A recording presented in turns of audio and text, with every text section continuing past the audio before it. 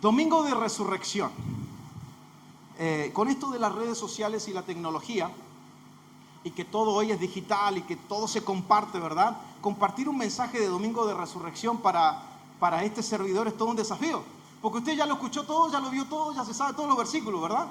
Usted ya sabe el propósito de, entonces compartir sobre Domingo de Resurrección, después de ver videos, de compartir historias y los significados y todo lo demás, como que pasa a ser un desafío en este mundo global que vivimos, aún compartir un mensaje relevante que nos sirva, que nos edifique.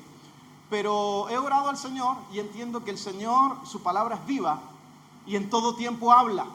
Su palabra es viva y eficaz y dice que es más cortante que espada de doble filo, que penetra hasta lo más profundo del ser y discierne aún los pensamientos del ser humano. Así que considero que el Señor nos va a hablar esta noche. Gracias por esos 3 o 4 que dicen amén. Considero que Dios nos va a hablar hoy. Así que abra su corazón. Iniciamos una serie el domingo anterior que se llamaba Amor Vivo, un amor vivo. Y hoy voy a dar continuidad a esa misma serie, pero hablando acerca de lo que estamos celebrando. Yo decía el domingo pasado que un amor vivo es algo que no se apaga, no es un toque, no es un momento, no es una instancia, no es algo que queda grabado en nuestro corazón, que podemos decir, yo recibí el toque de Dios hace mucho tiempo en mi vida, uy, qué lindo que fue. Mucha gente habla de lo que fue en el pasado, lo que Dios hizo en su vida.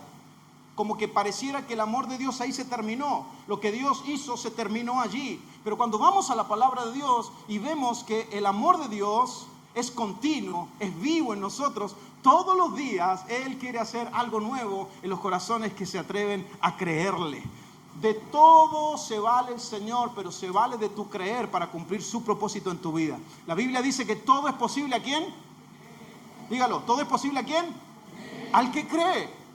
Para el que cree, todo le es posible. Un amor vivo, no es un toque, no es un momento. Dice la Biblia en Juan capítulo 7, versículo 37. Se lo compartí el domingo pasado.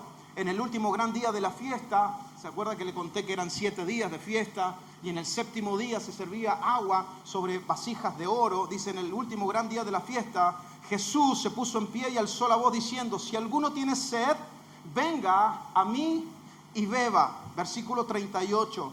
El que cree en mí. El que cree en mí. Qué importante que es el creer. Para el Señor. Yo voy a la iglesia los domingos. Pero puedes estar sentado aquí hoy y no creer. Yo tengo una vida cristiana. Y puedes haber hecho un montón de cosas. Algunos que han venido a Cristo después de haber profesado una religión. Nosotros no confesamos una religión, confesamos una relación con el autor y consumador de nuestra fe, Jesucristo. Pero puedes haber venido y llegado al Señor y el Señor te llamó en esta etapa de tu vida y hiciste un montón de cosas. Yo soy hijo de pastor, de los buenos. Soy HDP, hijo de pastor. No piense mal, mire cómo son, enseguida HDP, hijo de pastor. Algunos se van a ir a la casa y decir, ¿qué quiso decir el pastor con eso? Y se van a reír mientras estén cenando esta noche. Y podemos haber hecho un montón de cosas, pero no creer. El Señor se vale del creer para hacer su obra en nosotros. La pregunta para nosotros es, ¿qué tanto le creemos a Él? ¿Qué tanto creemos en lo que Él dice? ¿Qué tanto creemos en lo que Él puede hacer en nuestra vida? El que cree en mí, como dice la Escritura, de su interior correrán ríos de agua viva. El que cree en el Señor, acá adentro, se comienzan a brotar ríos y son de agua viva.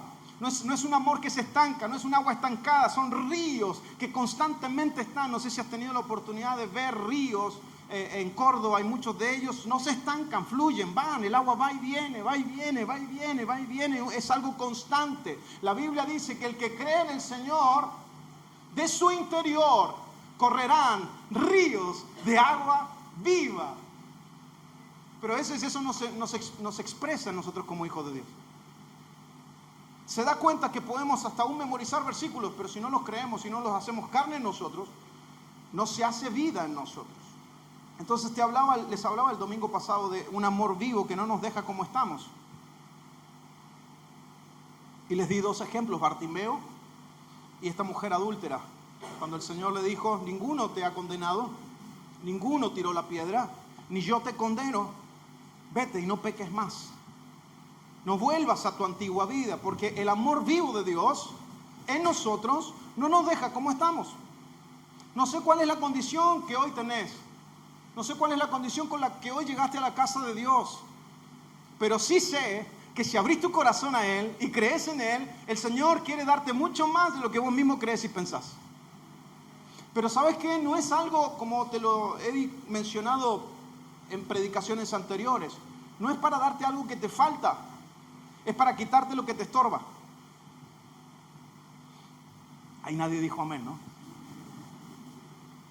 Quiero darte lo que te necesitas. Amén, aleluya. Y te va a quitar lo que te estorba. No me gustó eso. Porque cuando vos venís al Señor, Él no te deja la condición como estabas. Para el ciego Bartimeo, el Señor le dio la vista, pero le dijo, ¿qué quieres que haga por ti? Parecía una pregunta media ilógica porque era ciego. Y si venís a Jesús con una ceguera y que Jesús te pregunte qué quieres que haga por ti, es como que, Señor, ¿qué te pasa, verdad? Pero el Señor le preguntó porque le estaba tratando de decir, si yo te sano, tu vida no va a ser la misma. Si yo te devuelvo la vista, vos no vas a poder pedir más limosna. Vas a tener que comenzar a hacer de tu vida otra cosa. Vas a tener que comenzar a trabajar. Porque cuando el amor vivo de Dios viene a nosotros, queridos, no es para dejarnos como estamos. Es para sacar, como esa obra maestra de un escultor que le dan un pedazo de tronco así, tiene que agarrar el cincel, sacar esas cáscaras que están de más, para hacer de nosotros el diseño del Padre. Dios tiene un diseño para nosotros y es el amor vivo de Dios que fluye en nosotros para aquel que cree que puede alcanzar ese propósito y ese plan de Dios. Entonces terminaba diciendo el domingo pasado, en la última placa, si la tenés ahí, Enzo, Él nos ama tanto como para dejarnos en la condición en la cual estamos. ¿Cuál es tu condición hoy? ¿Qué es lo que sientes que por ahí todavía tenés que abandonar? ¿Qué es lo que sientes que todavía dentro de ti parece una carga, parece un peso, parece un estorbo, parece una mochila que cargas?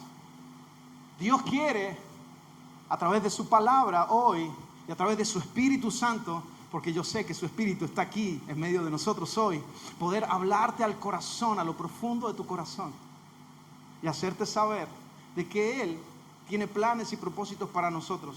Él no tiene sueños para nosotros. Nosotros soñamos. Nosotros tenemos sueños, pero Él tiene planes. Él tiene propósitos. Él cuando le habló a los hombres de la Biblia no le dijo a Abraham, Abraham, tengo un sueño contigo. ¡Ay, qué lindo sueño que tengo! No, Dios le dijo, tengo planes contigo, tengo propósitos contigo. Y el Señor nos ama tanto a cada uno de los que estamos aquí hoy para decirnos y recordarnos que Él no tiene sueños, Él tiene planes y propósitos para aquellos que le creen. Amén. Hoy quiero hablarte del segundo punto, que es un amor vivo que nos da identidad y propósito. Un amor vivo, número 1, hablamos que no nos deja como estamos. Y número 2, un amor vivo que nos da identidad y propósito. Y voy a hablar mucho sobre la resurrección de Jesús y cómo es esa obra redentora de Jesús en la cruz nos cambió la vida. Nos dio propósito, nos dio identidad. Como esa obra redentora de Jesús que hoy posteamos, ponemos y vemos en las películas y en las series, se hace real en los hijos de Dios.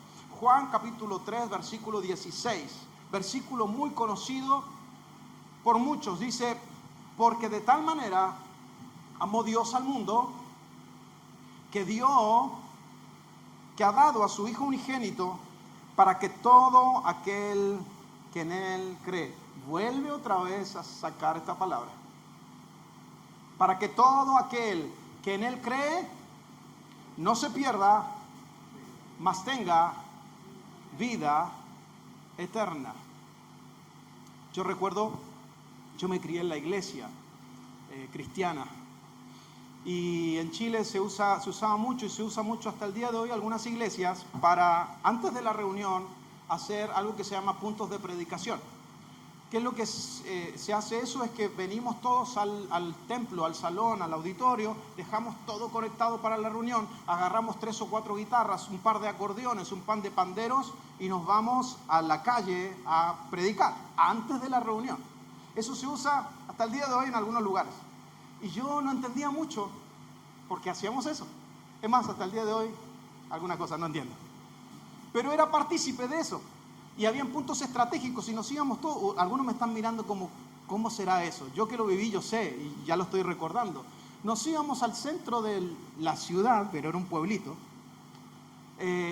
y nos paramos en un punto donde iniciaban los puntos de predicación. Entonces había una persona que era el encargado de decir dónde nos íbamos a parar y dónde íbamos a predicar. Entonces íbamos cantando canciones, le cantábamos muy lindo a la gente, le cantábamos algo como esto: pecador, ven al dulce Jesús, y feliz para siempre serás, que según lo quisieres tener, al divino Señor hallarás. Y el coro era mejor: ven a Él, pecador, que te espera tu buen Salvador.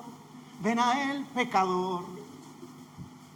Nos da gracia con nuestro amigo porque nosotros nos cantamos a nosotros mismos mientras íbamos en la fila. Pero de pequeño, de chico, terminaba la canción y seguíamos caminando, se escuchaban pasos. Mientras caminaban, polvo, era polvo, tierra. Y por ahí una persona decía un texto bíblico. Y había un hermano que siempre decía se ve que es el único que se aprendió. Y lo decía a viva voz: porque de tal manera. Y era campo, se escuchaba un eco. Parece que dijera: manera. Amó Dios al mundo, que ha dado. Y era chiquito, pero tenía un vozarrón. Yo no sabía que esa parte de la Biblia, cuando era niño, estaba en la palabra. Porque era un texto que él decía a viva voz. Yo de niño pensé que era algo que él inventó. Después yo fui a la escritura y decía, lo que decía el hermano había sido que estaba en la Biblia, ¿no? Y cada vez que leo este pasaje me hace tanto sentido. Pero más allá de la historia que le estoy contando, lo que quiero hacerle ver es que esto es parte esencial de nosotros como hijos de Dios. Porque aquel que cree en Él tiene vida eterna. Aquel que cree en Él tiene vida eterna. Esa es la base de mi fe. ¿Qué quiere decir eso? El otro día me tiraron la oreja porque me dice: pastor, usted siempre está hablando que cuando no esté, cuando se vaya, cuando el Señor venga. Y es la realidad de la vida, ¿no? Pero te lo voy a volver a decir. Cuando me toque a mí partir con el Señor, yo tengo una convicción tan grande que voy a estar con Él. Esa debiera ser la convicción de todo hijo de Dios. Por eso es que nosotros no le tenemos miedo a la muerte. La muerte es la entrada a una vida para estar por una eternidad con nuestro Creador. Así que, querido, no se aferre a esta vida. Esta vida es pasajera, va a terminar, se va a terminar. Lo importante es que dentro de su corazón, dentro de mi corazón, se desarrolle creerle a Dios en todo lo que Él me mande, en todo lo que Él me pida. Mi vida a disposición completa de la obra del Señor. Porque de tal manera amó Dios al mundo que ha dado a su Hijo. Estos días celebramos la resurrección, pero no hay resurrección sin muerte. No hubo muerte sin que hubiera alguien que hubiese dado su vida. Ese fue nuestro Señor Jesucristo. Para que haya resurrección, hubo alguien que tuvo que dar su vida. Pero antes tuvo que dejar el cielo, dejar sus privilegios como hijo de Dios y venir a esta tierra a hacerse un hombre como usted y como yo, tan limitado. Yo no sé si usted se da cuenta, pero somos muy limitados nosotros. Nos creemos capos, pero ahí nomás. Tan limitados somos. Cuando creemos que ya saltamos una barrera, el Señor nos pone un examen y nos damos cuenta que todavía tenemos que rendir la materia otra vez. Tan limitados somos. Imagínense, el Creador, Dios Padre, envía a su Hijo a hacerse hombre, a hacerse carne en este cuerpo tan limitado. Entregó su vida, dio su vida en la cruz para que todo aquel que en Él cree no se pierda, mas tenga vida eterna. Nuestro versículo central como iglesia, Juan 10:10, De ahí viene el nombre de nuestra congregación. La parte A del versículo 10 de Juan, capítulo 10, dice: el ladrón no viene sino para robar, matar y destruir. Pero la parte B de ese pasaje, Juan 10:10, dice Jesús: mas yo he venido para que tengan vida y vida en abundancia. Esa palabra abundancia es lo mismo que dice acá, vida eterna. Porque es una vida que no se termina. Nuestra vida no se termina cuando el Señor nos llama a su presencia. Ahí es el inicio de una vida eterna con Dios o sin Dios. Pero de que vas a vivir una vida eterna, vas a vivir una vida eterna. ¿Qué tan importante es creer en el Señor Jesucristo? ¿Qué tan importante es en estas fechas, no solamente en estos días que estamos celebrando, sino en todo tiempo, hablarle a la gente de Jesucristo? Hablarle a la gente de nuestro Creador, de nuestro Salvador, de que solo en Él hay vida eterna, de que solo en Él hay perdón de pecados, de que solo en Él vas a poder encontrar lo que cantábamos hace un momento: plenitud, gozo, paz, paciencia, benignidad, bondad, fe, mansedumbre, templanza, los frutos del Espíritu Santo.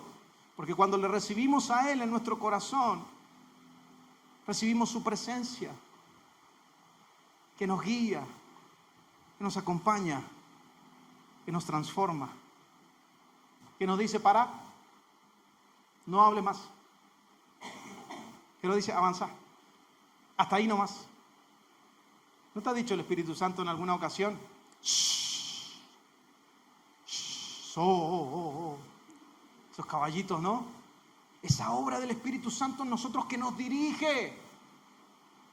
Y cuando no permitimos que Él lo haga, que Él nos dirija y dirigimos nosotros nuestra vida, nos encontramos después en situaciones que tenemos que decirle: Señor, ayúdame, te necesito, sácame de acá. ¿Qué hice? ¿No te preguntaste alguna vez? ¿Qué hice? ¿Por qué lo hice? ¿Cuánta falta del Señor tenemos? Juan capítulo 19, Enzo, versículo 30, dice, hablando de este amor vivo: cuando Jesús hubo tomado el vinagre, dijo, Juan capítulo 19, versículo 30, si lo quiere buscar ahí en su Biblia o en su celular: consumado es. Y habiendo inclinado la cabeza, entregó su espíritu. Después de haber sido vendido, entregado, de haber sido golpeado, y que no solo le golpearon, sino que fue lacerado su cuerpo. Usted sabía, si usted vio La Pasión de Cristo, esa película, dicen los teólogos que saben mucho más, que quedó corta de lo que realmente fue lo que nuestro Señor Jesucristo tuvo que sufrir. Cuando los soldados romanos le golpeaban, lo azotaban, el azote tenía un ganchito. Tiene un nombre, ahora no lo recuerdo, pero ese ganchito se encarnaba en el cuerpo. ¡Trac! ¡Sac! Cada vez que sucedía eso era un trozo de carne que sacaban del cuerpo. Ese fue el amor vivo de Dios a través de Jesucristo. ¿Sabe por qué? Porque Él estaba pensando en vos, estaba pensando en mí. Necesitábamos un Salvador. Y Él declara: consumado es. Consumado es esta palabra griega telelestai, ¿sí? Telelestai, no la puse ahí, que tiene este condimento que se usaba para, como quien dice, deuda pagada, ¿no? Como si tuvieras una deuda, alguien venía y decía: consumado es, está pagado, no debes nada. Cuando Él dice consumado es, está diciéndonos a cada uno de nosotros: tu deuda ha sido pagada. No debes nada. Todo fue consumado en la cruz. Tiene el otro condimento, es este sentir de una condena. Que alguien terminó la condena, sale en libertad y declaraba tetelestai. Allá quedó la condena. Para nosotros como hijos de Dios, lo que el enemigo nos condenaba, lo que el enemigo traía a nosotros vez tras vez, Jesucristo en la cruz del Calvario declaró, consumado es. Tu condena está pagada, tu deuda está pagada. Y el tercer condimento era en las batallas, en las guerras, cuando se terminaba una guerra, cuando se terminaba en victoria, se decía tetelestai, victoria ganada, batalla ganada. En otras palabras, lo que Jesús también está declarando en esta palabra consumado es en Cristo Jesús, tú y yo tenemos victoria. Victoria sobre la muerte, victoria sobre aquello que nos quiere destruir. En Cristo Jesús ha sido todo consumado. Se hizo consumado por nuestras aflicciones. Y ahí nos enseña Él que el sufrimiento que tuvo que pasar Jesucristo es parte de lo que todo cristiano tiene que pasar.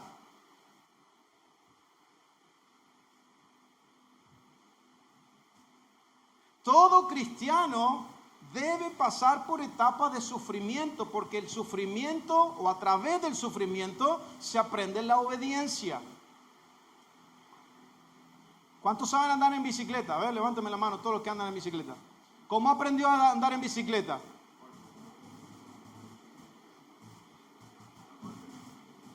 A no ser que todavía ande con la ruedita de ayuda, ¿no? Pero en esos golpes usted se cayó, se peló la rodilla y dolió, ¿verdad? Y usted dijo, yo no quiero caerme más, no quiero pelarme más la rodilla, voy a poner atención a las instrucciones, y ahí más o menos van algunos, ¿no? Porque aprendemos de alguna manera a través del sufrimiento. Y aún hay algunos lugares que se llaman paren de sufrir, ¿verdad? Como que venía el Señor y va a parar todo tu sufrimiento, para. Y hay algunos que dicen, eso es mentira, porque cuando yo vine al Señor, más problemas tengo. Parece que vine, conocí al Señor y un montón de otras cosas que no es eso que usted tenga más problemas. Es que el amor de Dios lo inunda tanto a usted. Era ciego y ahora ve. Entonces ahora ve más problemas. Y ve las cosas que antes no veía, y esas cosas que antes no eran problemas, para usted sí son problemas. ¿Por qué? Porque dentro de usted está el obedecer al Señor. Porque dentro de usted está el amor vivo de Dios que le dice, no, esto no. Y aunque usted lo mire y dice, pero yo, no. Y eso es un problema para algunos. Consumado es, Él en la cruz del Calvario nos dio de su victoria. Mire lo que dice Hebreos capítulo 5, versículo 8. Hebreos 5, 8. Aunque era hijo de Dios, está hablando de Jesucristo, aunque era hijo de Dios, Jesús aprendió ¿qué? Diga esa palabra, obediencia, no es una mala palabra, vamos, dígala. Obediencia. Aunque era hijo de Dios, Jesús aprendió obediencia, ¿por qué? Se da cuenta que la obediencia es el resultado quizás del sufrimiento, según la palabra de Dios. Jesús aprendió obediencia a través del sufrimiento, a través de las cosas que a veces nos hacen doler el corazón. Así que, queridos, iglesia, no le tengan miedo a los tiempos de sufrimiento. Nadie dijo amén. Porque es a través de esos procesos en nuestra vida que se va a desarrollar obediencia en nosotros, en aquel que cree en el Señor. Ojo, en aquel que tiene su mirada en Él, en aquel que ve este sufrimiento como una oportunidad para desarrollar en el interior del corazón obediencia al Padre. Mire, la vida es más sencilla de lo que a veces creemos. Por eso es que algunas personas, cuando están pasándola mal, se acuerdan de que Dios existe. ¿No le hace sentido eso? Tiene que sufrir para acordarse de Dios. Tiene que pasarla mal para acordarse de Dios.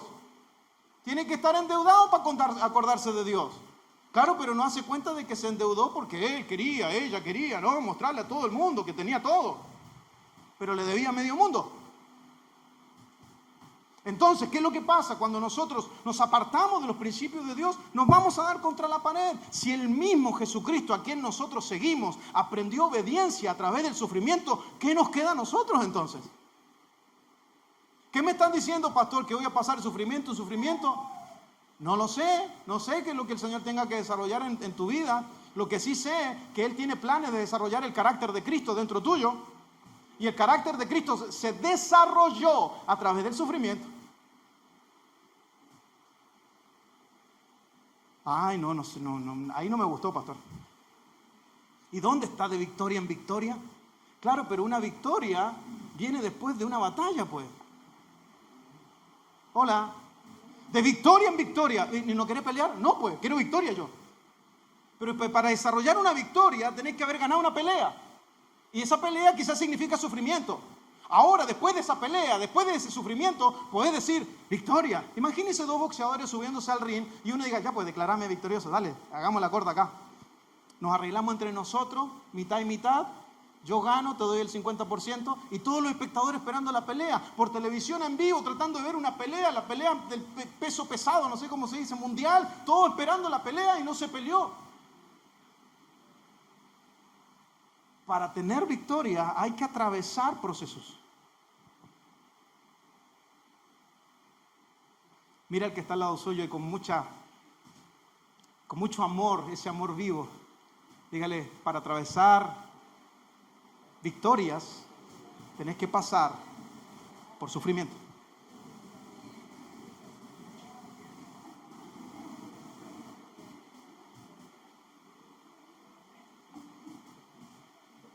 Todos aquellos que han sufrido algo saben de lo que estoy hablando. Que el sufrimiento no es algo lindo. Pero cuando venís al Señor y le entregás esas áreas de tu vida, quizás son sufrimientos, dolores. Ya te voy a hablar sobre la resurrección. Y hubo un día de esos 3 días que fue el viernes de mayor sufrimiento para nuestro Señor Jesucristo. Pero aquellos que han pasado por sufrimientos, por dolores profundos en el corazón, y cuando los hemos traído delante de Dios y hemos permitido que Dios sane eso, es algo maravilloso. Porque aún el Señor te hace ver que tus peores errores, tus peores sufrimientos, Él los puede transformar. Y de la misma manera que hay victoria en el sufrimiento, hay gozo en medio de la tristeza. Mira lo que dice 2 de Timoteo, versículo 2, capítulo 2, versículo 12. 2 de Timoteo, capítulo 2, versículo 12, dice lo siguiente. Si sufrimos, aquí les va a gustar a algunos, si sufrimos, también reinaremos con Él. Dice, reinaremos con Él. ¿Te gusta eso? ¿Quiénes están felices de ir a reinar con Él? No, algunos nomás tienen planes de ir a reinar con Él, Vamos a reinar con Él por una eternidad. En ese reinado donde Él es rey, donde viene a establecer su reino, su segunda venida, no hay llanto, no hay dolor, no hay tristeza, no hay amargura, no hay deudas. Vamos a vivir por una eternidad con nuestro Señor y vamos a reinar con Él. Pero dice antes, si sufrimos. Y mire, hermano querido, nosotros somos parte de la iglesia global. Si usted se enterara, o quizás ya se enteró, cómo sufren otros hermanos en Cristo que aman al Señor como usted y como yo, pero literalmente no están sufriendo que no tienen para comer, están sufriendo que perdieron a un hijo por causa de Cristo. Están siendo perseguidos por profesar que Jesucristo es el Señor de su vida. Nosotros acá en Occidente estamos re bien. Hasta decidimos si nos vamos a congregar un domingo o no. Mire qué poder que nosotros tenemos. Señor, hoy domingo voy. El otro domingo, depende, Señor. No, hoy no voy. Señor, hoy voy a orar. Mañana no sé. Depende cómo esté el clima. ¿A qué hemos minimizado el evangelio? Si sufrimos, también reinaremos con Él. Si lo negamos, también Él nos negará. Quizás no lo vamos a hacer verbalmente, negar a Jesús, pero sí lo hacemos con nuestras actitudes. Sí lo hacemos cuando el Espíritu Santo dice, anda, háblale. ¿Yo? Sí, anda a decir una palabra de parte mía. A veces negamos a Jesús, minimizamos el sacrificio de la cruz por cómo nosotros nos sentimos. Después del sufrimiento, tengo una placa ahí, no sé si la tienen. Después del sufrimiento, de la muerte, viene la resurrección y volvemos a la vida. Después del sufrimiento, viene la muerte. No sé si la tenés ahí, Enzo. Después del sufrimiento, después de la muerte, viene la resurrección y por lo tanto volvemos a la vida.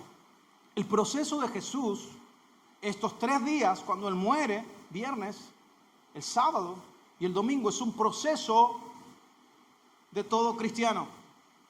Tarde que temprano vamos a pasar por ese proceso. Dolor, muerte, un día sábado de que no sabemos qué pasa, y hay grandes interrogantes y preguntas, y yo esperaba, y yo creía, y mis expectativas eran para llegar a la resurrección, para volver a la vida. No vamos a volver a la vida, no vamos a volver a la vida en nuestro corazón, en las áreas de nuestra vida que necesitan vida, si no estamos dispuestos a morir, si no estamos dispuestos a sufrir, si no estamos dispuestos a entregarle esas áreas de nuestra vida que todavía viven y que el Señor nos está pidiendo que muramos a ellas. Es el proceso de todo hijo de Dios. No hay vida si no hay muerte.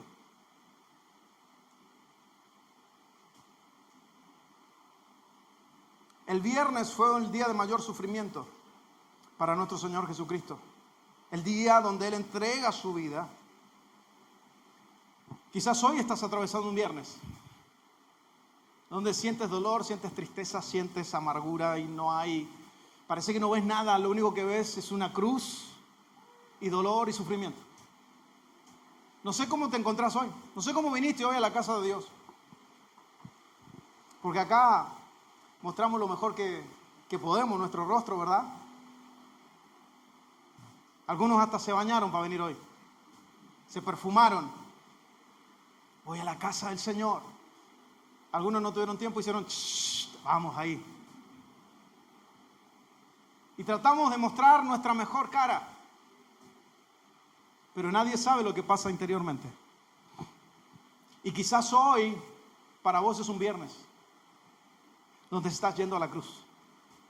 Donde hay dolor y desesperanza, no sabes qué es lo que va a pasar. Pero siempre después de un viernes viene un sábado. Y siempre después de un sábado viene un domingo. Quizás hoy es viernes. Tranquilo. Se avecina el domingo. Quizás hoy es viernes y estás con toda tu cabeza llena de una turbulencia. Es un dolor, es un sufrimiento, es un sinsabor, son dudas de saber qué pasará. Pero como el Señor Jesús atravesó el viernes, Él sabía en su interior que se acercaba el domingo. Lucas capítulo 24. Si me ayudas, ya voy a ir cerrando con esto. Lucas 24, lo leí hace un momento. Dice: el domingo, muy temprano por la mañana, las mujeres fueron a la tumba llevando las especias que habían preparado. Para ellas, Jesús había muerto. Iban a llevar las especias para aromatizar el lugar donde habían puesto al maestro.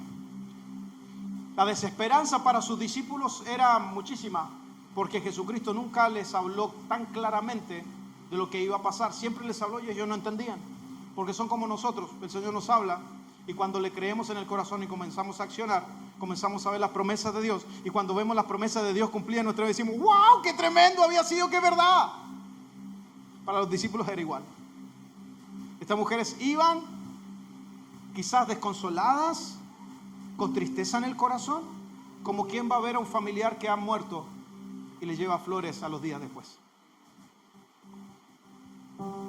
Encontraron la piedra de la entrada que estaba corrida a un costado. Ya para ellas tiene que haber sido impactante eso, ¿no? ¿Qué pasó acá? Entonces entraron, pero no encontraron el cuerpo del Señor Jesús.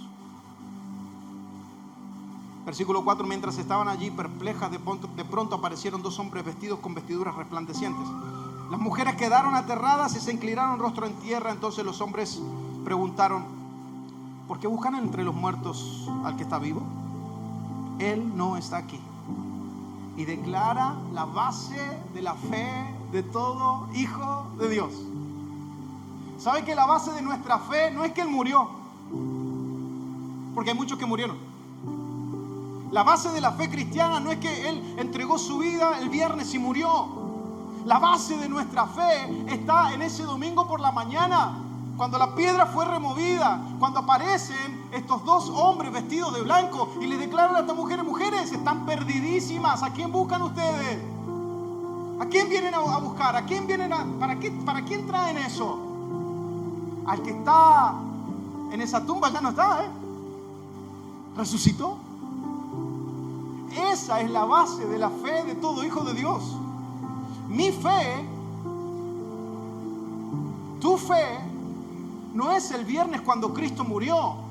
Tu fe y mi fe, como hijo de Dios, como creyente en la persona de Cristo, está basada en el domingo que Él resucitó. Hoy le cantaba a mi hijo un corito. Cuando digo esta palabra, lo que son de mi época entenderán lo que es un corito. Y mientras estábamos preparando el almuerzo, nos poníamos a saltar: Cristo no está muerto, está vivo.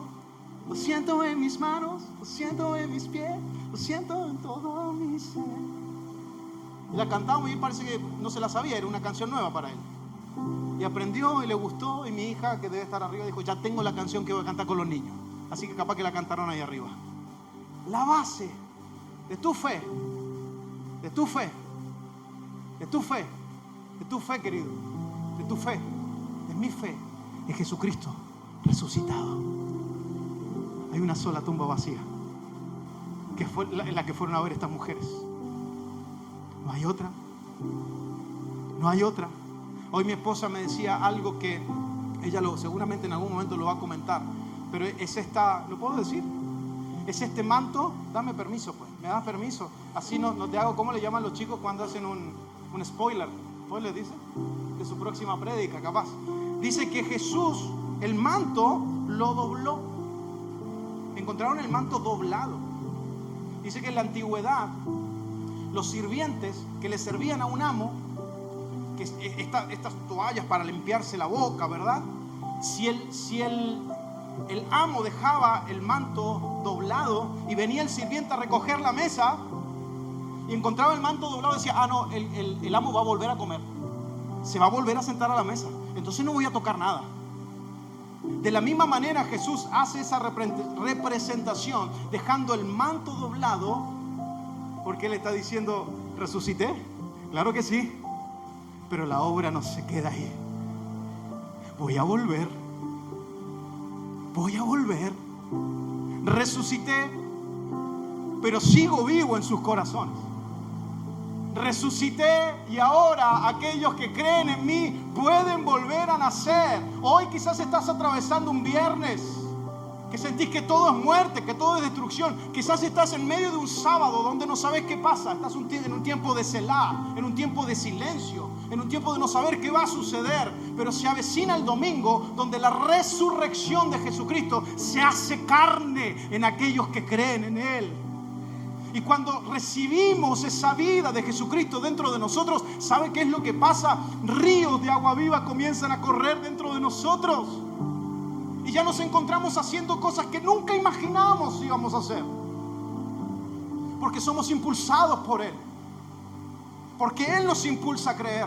Es más, déjame decirte esto: no creíste por voluntad propia. La Biblia dice que ustedes no me eligieron a mí, yo los elegí a ustedes. Si estás aquí hoy, no es porque vos creíste. Él permitió en su divina voluntad que dentro tuyo existiera esta palabra llamada fe para creer en Él. Tú y yo necesitamos rendirnos a Él. No solamente en esta época, porque la resurrección viene sobre los hijos que creen. Yo puedo volver a creer que Dios tiene planes conmigo, no por mis dones y mis capacidades. Es Él. Siempre se trató de Él. Siempre se trató de Él. Esa es nuestra fe. El propósito de su resurrección está en Efesios capítulo 2. Voy a leer solo el versículo 4 y 5. El propósito de la resurrección de Cristo. Si bien es cierto, Él se vendió al plan de Dios, Él declaró: consumado es, tu deuda pagada, tu juicio, el juicio que había en tu contra pagado, esa victoria que Él te entregó ganada al declarar tetelestai. Pero el propósito final de la resurrección de Jesús lo encontramos en Efesios capítulo 2, versículos 4 y 5. Dice: pero Dios es tan rico en misericordia que nos amó tanto, que a pesar de que todos estábamos muertos por causa de nuestros pecados, nos dio vida cuando levantó a Cristo de los muertos. Eso es solo la gracia de Dios, que ustedes han sido salvados. El propósito de la resurrección de Cristo no es para que quede marcado y decir: wow, lo celebramos en Semana Santa, posteamos, Él resucitó, a ver quién pone la foto más copada, ¿no? Él vive. La pregunta es si Él vive dentro de mi corazón o no. Esa es la pregunta. ¿Él está viviendo dentro de mi corazón o sigo sentado yo en el trono de mi corazón? El propósito de la resurrección de Jesús es porque Dios nos amó tanto y fue tan rico en misericordia, que a pesar de que estábamos muertos, esto, queridos, es el evangelio del reino de Dios.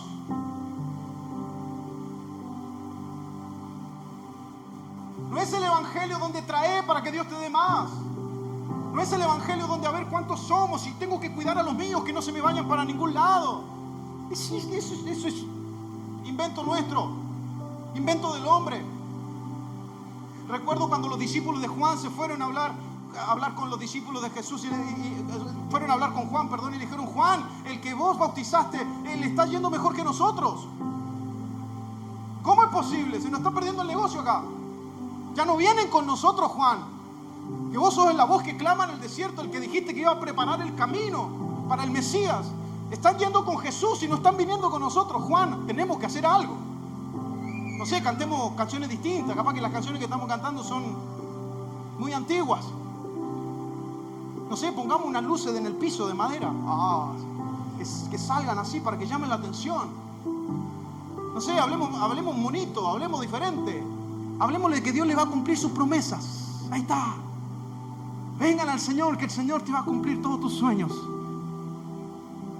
El evangelio del reino de Dios es este: estábamos muertos y solo por gracia de Dios, solo por amor de Dios, por misericordia de Dios, Él envía a Jesucristo, muere, hay un tiempo de silencio, pero el tercer día resucita. Y cuando Él resucita, el evangelio se hace una realidad. Yo antes estaba muerto, sí, pero hubo alguien que resucitó por mí. Hubo alguien que pagó el precio por mí. Yo no podía hacerlo. Para mí fue gratuito, pero a Él le costó todo. Ese es el evangelio. Por eso es que alguien que estaba muerto y ahora tiene vida, no quiere volver a estar muerto.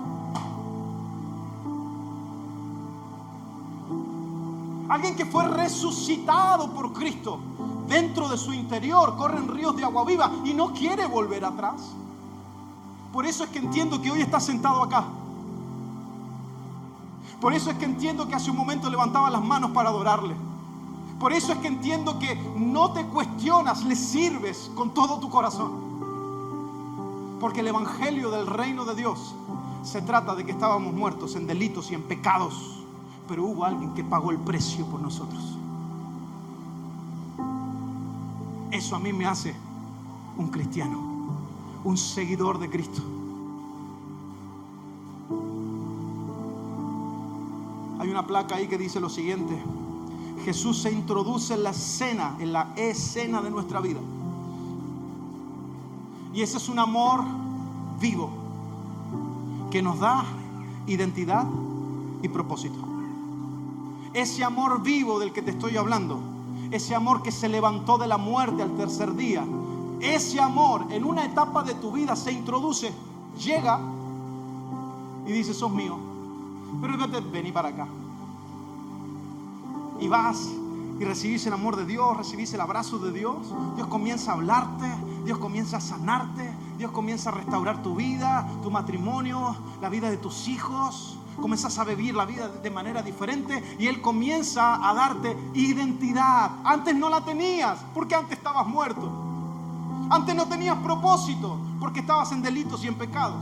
Y aunque ustedes se reían, esa canción Ven a Él, pecador, es una realidad. Porque éramos pecadores, somos pecadores.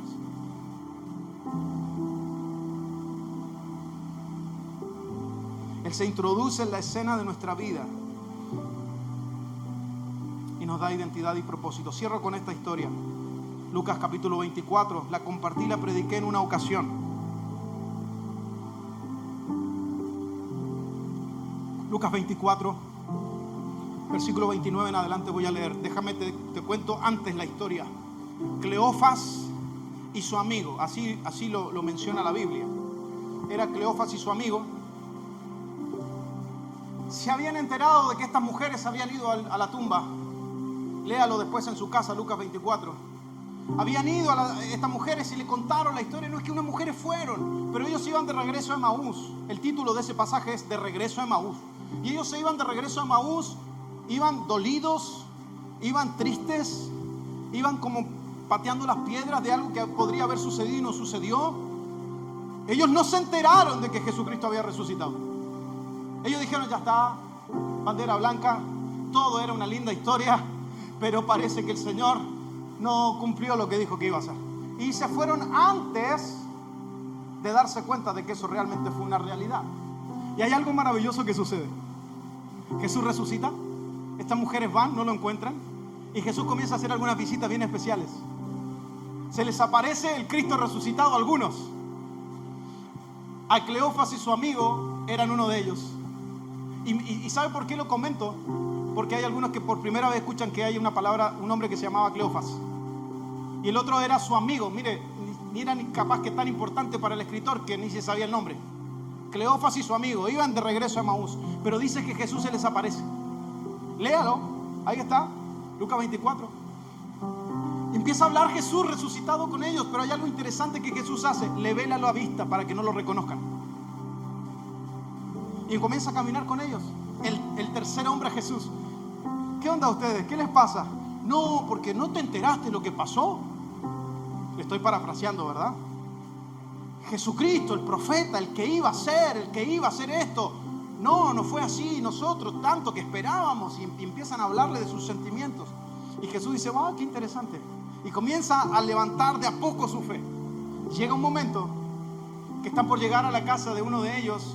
Y uno de ellos le dice a Jesús lo siguiente.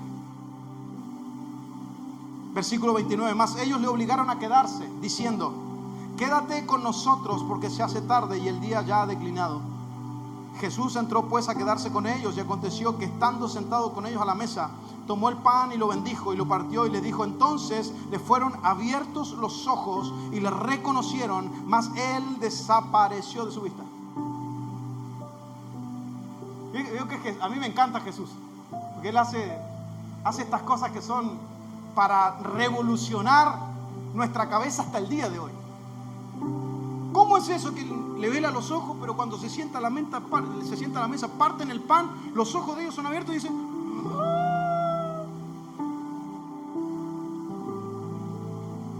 ¿cómo harías vos cuando ves a tu artista favorito ahí que lo está por... Ponele que está Messi a 2 metros tuyo. No, una foto, algo. Imagínate, aparece el que ellos venían hablando que era un mentiroso prácticamente, que dijo que iba a hacer algo y no lo hizo. Pero en el momento ven a Jesús resucitado y dicen que en ese momento Jesús desaparece. Jesús quería enseñarles algo a estos muchachos. Versículo 32, y se decían el uno al otro: ¿no ardía nuestro corazón en nosotros mientras nos hablaba en el camino? Claro, Jesús se introdujo en el camino, comenzó a hablar con ellos y la presencia de Él comenzó a suceder algo dentro de sus corazones. Eso que estaban viviendo, comenzaron a darse cuenta que Probablemente era una realidad, era verdad. Y comienza Jesús a cuestionarle: ¿por qué están como están? ¿Por qué están sintiendo lo que están sintiendo? ¿Por qué dejaron de creer? En un momento le dice: insensatos, incrédulos. ¿Cómo no se atreven a creer lo que los profetas habían dicho? Se sienta con ellos, parte el pan. Pregunto, ¿no? ¿Qué fue lo que hizo Jesús el día jueves, antes de que el día viernes muriera? Partió el pan, la Santa Cena. Probablemente Cleofas y su amigo estaban ahí, compartiendo ese tiempo. O lo vieron o lo escucharon. Pero Jesús se revela una vez más. Les parte el pan. Desaparece y comienzan a preguntarse: ¿no te ardía el corazón a vos? Sí, a mí también. Era el Maestro. El que venía caminando con nosotros era Jesús. Había sido que es verdad que Él resucitó. Se presentó a nosotros. ¿Quiénes somos nosotros? Cleofas. Y el otro amigo, porque no teníamos el nombre. Amigo.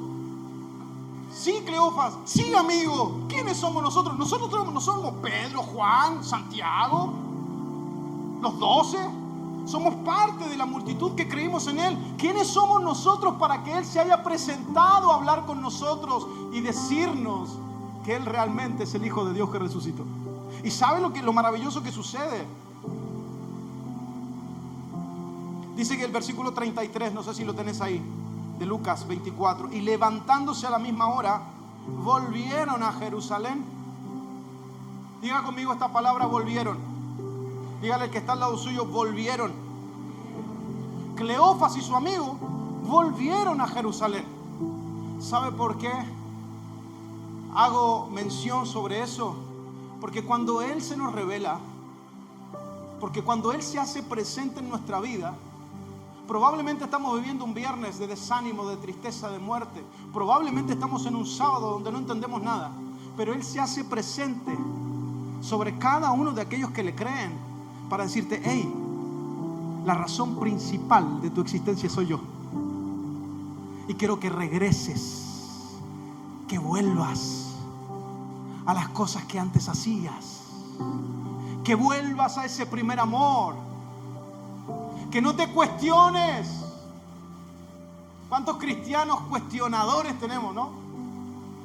¿Cuántos cristianos Tomás tenemos? Que si yo no toco el borde de su costado para ver sus heridas, si no toco la mano, no creo.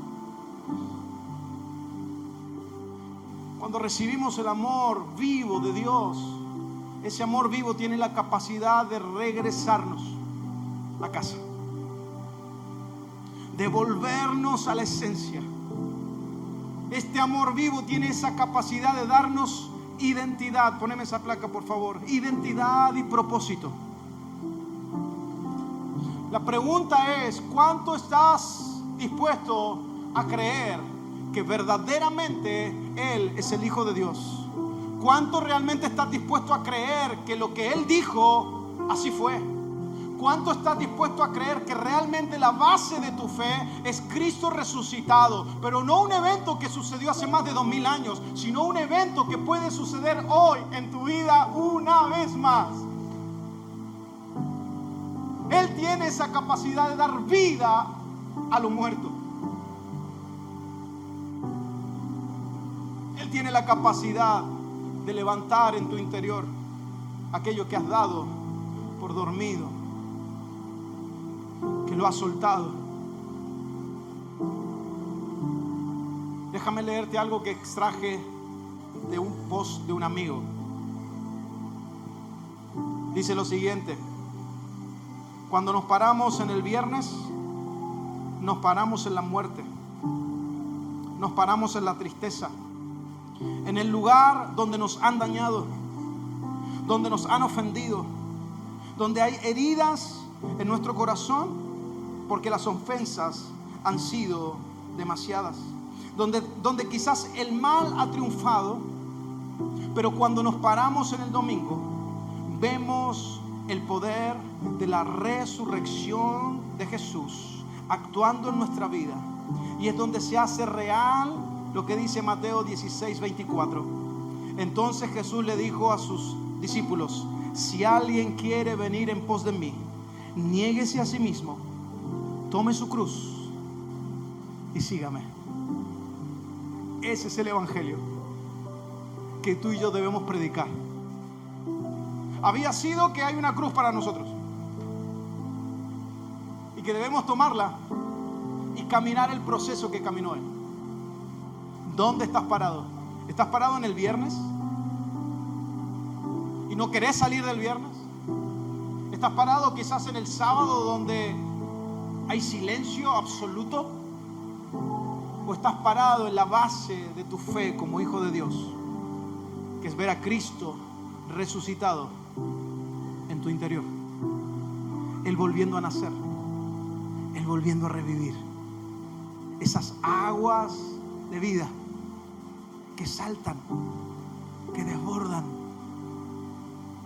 Cierra sus ojos, por favor.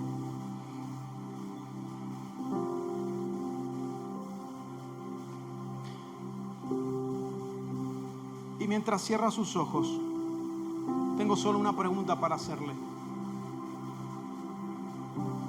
¿Cuál es el cimiento de tu fe?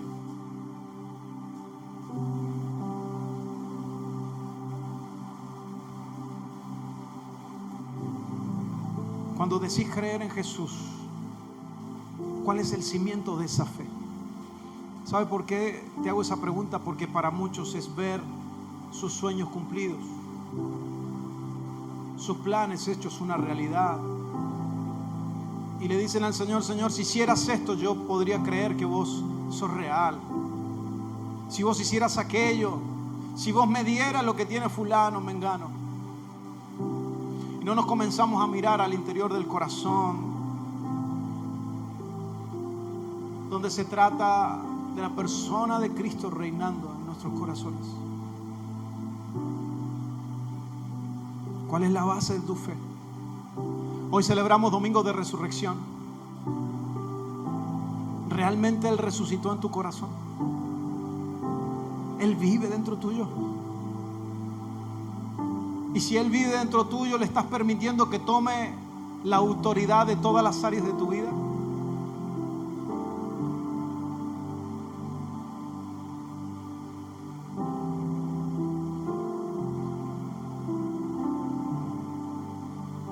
Reflexiona un momento.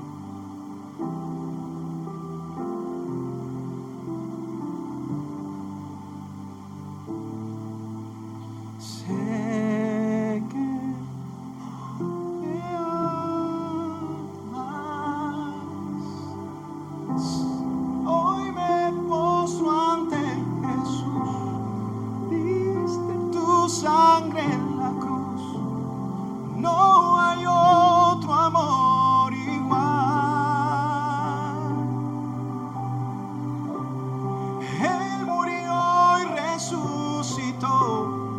Sobre la muerte venció, nada me separará.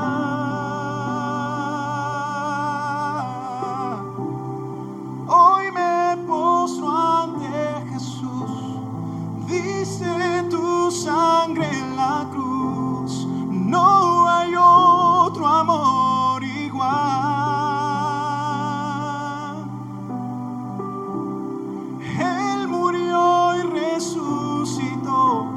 Sobre la muerte venció, nada me separará. Oh. Póngase de pie un momento y con profunda reverencia a su presencia, ahí donde está, alce sus manos al cielo si desea hacerlo. Hoy el Señor, a través de su Espíritu Santo, entra profundo en nuestros corazones para evidenciar lo sólido de nuestra fe. Sí, Señor. Sí, Señor. El velo rasgó, un camino abrió. Todo consumado es. Todo consumado es. El velo rasgó, un camino abrió, un camino abrió. Todo consumado es, todo consumado es. Hoy me postro ante Jesús. Hoy me postro ante Jesús. Diste tu sangre en la cruz. No hay otro amor igual.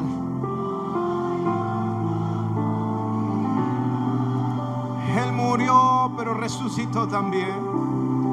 Él murió, sobre la muerte venció. No hay otro amor igual. No.